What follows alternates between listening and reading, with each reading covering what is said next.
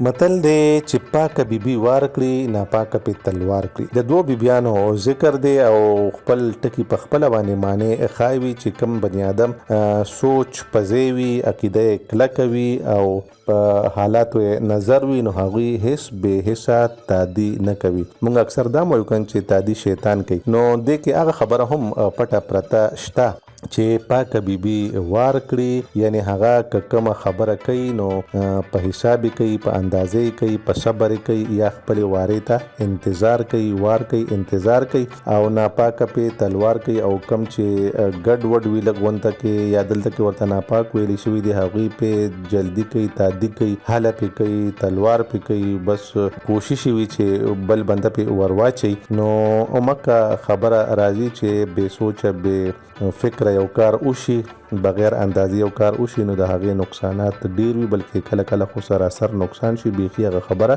اپوټه شي بني ادم باندې. نو هر کار په وار هم خوند کوي، په حساب هم خوند کوي، او بې ځایه تلوار چې کوم دی هغه هم بني ادم له نقصان ورکوي او هم بني ادم د راپرې باسي. هیڅ بې حسه تلوار ښه خبره نه ده، خو هیڅ بې حسه سس سس کېدل چې کوم دی هغه هم ښه خبره نه ده. نو اعتدال یا معیارنروي چې کومه ده هغه په ژوند کې خیر راوړي، په ژوند کې برکت راوړي، په ژوند کې لارې پرانیزي. نو دواړو غاړو ته کتل پکار وي، بیبي که پاکه وي او که ناپاکه، په هغې پکار د هغې په سوچ باندې نظر ساتل پکار دي، ځکه چې ژوند د احتیاط نامه ده.